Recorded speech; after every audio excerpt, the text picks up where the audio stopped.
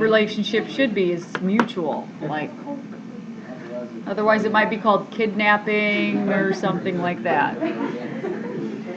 So. Harassment. Okay, so hyperbolic trig functions. This is on the side that has like little patches of notes. Patches of notes, okay? Patches of wood. These are all of the new rules that you would have had to write down had I not given you this piece of paper. Thank you. So, you're welcome. So, first of all, we have the definitions of hyperbolic functions. Okay, the hyperbolic sign is like the regular sine function, only it has an h in between the n and the variable. It's cosh, sin. I don't even know how to say these things. You just have to say hyperbolic cosecant, hyperbolic secant, hyperbolic cotangent. You could just call them hypertrig functions. This is the hypertangent as opposed to the regular tangent. Okay, so now what you need to notice is that the hyperbolic sine and cosine are defined by the exponential function, e to the x. So these are the definitions of the hyperbolic sine and cosine, and then the other 6 hyperbolic trig functions are based like the quotient. Isn't regular tangent sine over cosine? Yeah. And isn't regular cosecant 1 over sine? So they have very similar relationships. Some of you are not focusing right now. They also have identities which are kind of hard to see. I started writing some of them darker and then I got tired of it. So I stopped. But all of these are in your book in 5.8. These are hyperbolic identities, and they're not exactly the same as the regular, like Pythagorean identities. They're slightly different. Now, the main things that we'll be using are the derivatives and integrals of the hyperbolic trig functions.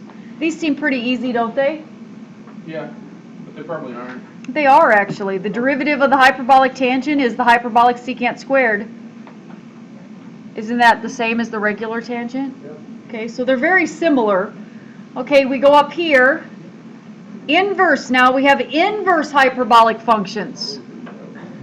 So this is the inverse hyperbolic sign is defined as a natural log. Now that should make sense. It really should make sense. If the normal hyperbolic sign is defined using e exponentials, what's the inverse of exponential functions? Natural log functions. So that's why the inverse hyperbolic sign is defined by natural logs. And here's just the definitions of the inverse functions. And then it has derivatives of all of those inverse hyperbolic trig functions and integrals involving those. Now, do these integrals look similar to the ones we just learned? They do. They look similar. Okay, the integrals do. Now notice this option right here. Some of you still don't understand how to read a rule like this. This is the integral. If the integral is du over u squared plus a squared, okay? Plus minus? No, it is plus or minus, Josh. I'm trying to explain that, okay? It is not, you're never, listen, you will never have a function that has both a plus and a minus sign in the function. No, I know, that's what I meant with plus. Okay? So if please stop. Sorry. If you have plus in between the u squared and the a squared, you use which is on top, you use the top sign over here. If you have minus, which is on the bottom, you use the bottom sign over here. Now, none of these are flip-flop, but you could have plus minus in the problem and then have minus plus like that, and that says when it's plus, it's minus. So it's just where they're located is telling you what sign goes with which one. In other words, this is 2 formulas. It's 2 different formulas in one thing. Okay, so all we're going to be doing today is using these to to evaluate hyperbolic trig functions, to evaluate inverse hyperbolic trig functions, to find derivatives and antiderivatives. Okay, so we just have a whole bunch of new rules to use. That's all we're doing. And on the other side of this is really nice. Here's all 400 derivatives. Here are all 400 derivative and integral formulas that we've learned. No, there's not 400. There's 44. So there are 36 derivative formulas. Notice they also, these last ones from 25 to 36 are all the hyperbolic trig ones that are on the other side too. And these are all the integrals up to 5/7. So the only thing on the back that you don't have on the front, you don't have any of these derivatives or integrals. All of this information is on the front too. That's all on the front too, but this is just on the back, and all of this is just on the back. All right, so let's, maybe I should get my book out so we can get started. Evaluate the hyperbolic cosecant of the natural log of 2. So we're just evaluating. Okay, so do you have your rules? It's right here. Got it. So does it say find a derivative or an antiderivative? It's not. No, it's not. So we're not going to use anything on this side. Nothing on this side. It says evaluate. So it's just a hyperbolic trig function. So I'm going to say, well, the hyperbolic cosine, it's right here. It's equal to 1 over the hyperbolic sine of x. Okay, so what's my x? Natural log of 2. Okay, so this is the same using this rule here as 1 over the hyperbolic sine of natural log of 2. So how do I find the hyperbolic sine of the natural log of 2? So the hyperbolic sine of the natural log of 2 is right here. See that? That's equal to e to the natural log of 2 power minus e to the negative natural log of 2 power all over 2. Okay, we can't leave it like this. E and the natural log, what do they do to each other? Cancel. So these two, they just cancel. These two, they don't cancel until I take that -1, and where can I put it? Out front. No, it is out front. Just think of that statement there. Where can I put it? No, E, it's only in the exponent you can deal with. Where do numbers in front of natural log statements, where can they go? That can go in the power up there. So basically this part, they'll cancel, and I'll just get 2 minus e to the natural log of, what's 2 to the negative first power? 1/2. The natural log of 1/2, and now we can cancel those. And so then I'll have 2 minus 1/2 all divided by 2. What's 2 minus 1/2?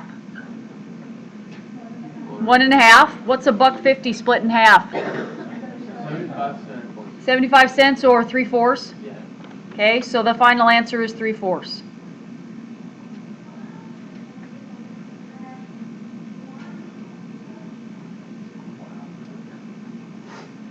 Okay, so now let's find some derivatives.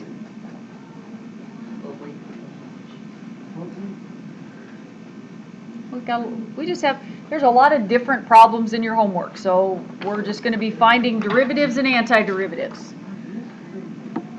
So find the derivative, and let's see, we want to find the derivative number 1 of y equals the hyperbolic cotangent of 3x. Coth, sure. Okay, so find the hyperbolic cotangent on this side. Let's see, hyperbolic cotangent. The derivative of the hyperbolic cotangent of u is negative hyperbolic cosecant squared of u times u prime. So what is my u here? 3x is my u. So the derivative y prime is the negative hyperbolic cosecant squared of 3x times what? You have to look at the rules. You have to focus on the rules. Times u prime. We said the u was 3x. So what's the derivative of 3x? 3. So times 3. Please don't write it like that. Please put that 3 in front of the whole thing because you're not taking the hyperbolic cosecant of that second 3. So you'd write y prime is equal to 3 hyperbolic cosecant squared of 3x. I have a negative here. She wrote it, she didn't say it. Okay, number 2. Let's find the derivative of f of t equals t times the hyperbolic cosine of t minus the hyperbolic sine of t.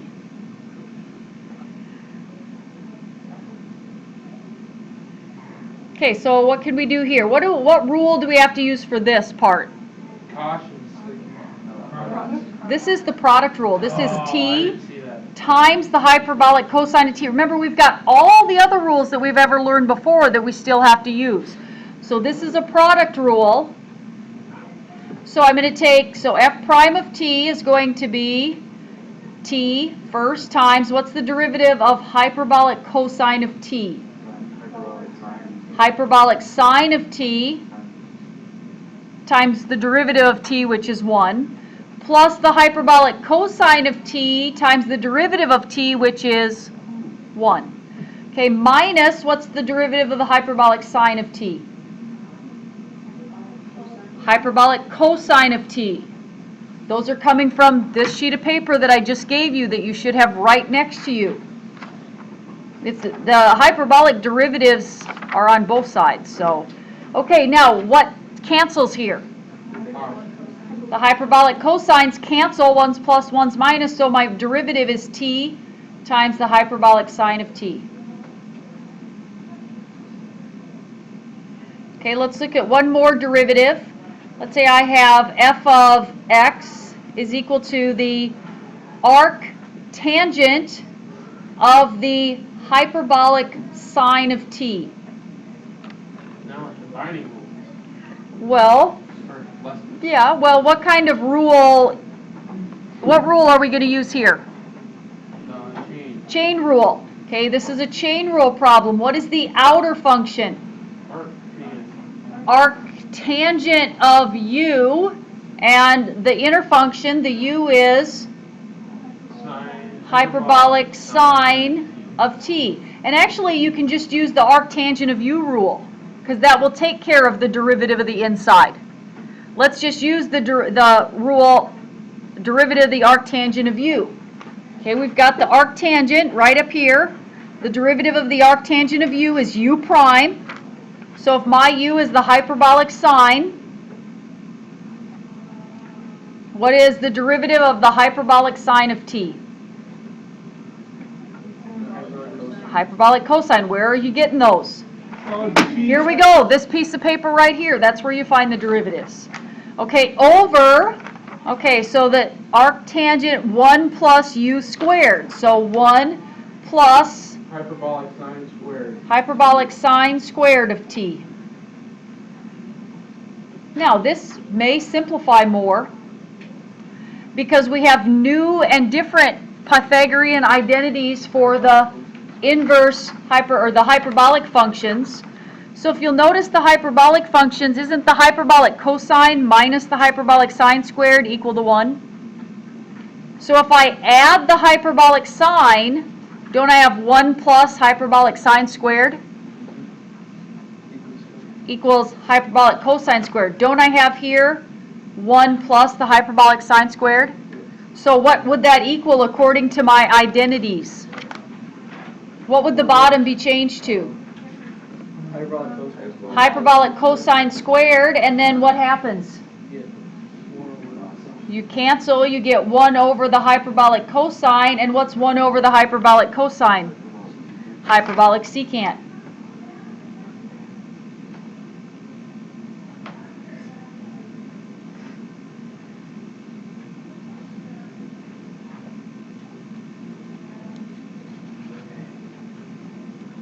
Woo.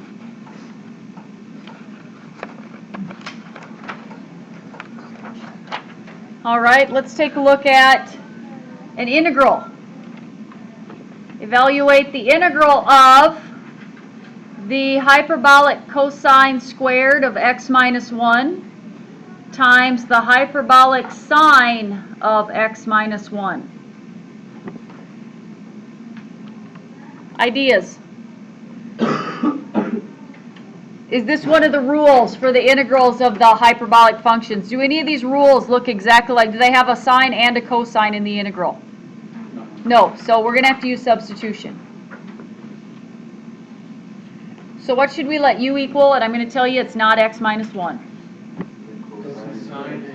Hyperbolic sine. Yep, how about hyperbolic cosine of x minus 1? And what is the derivative of that?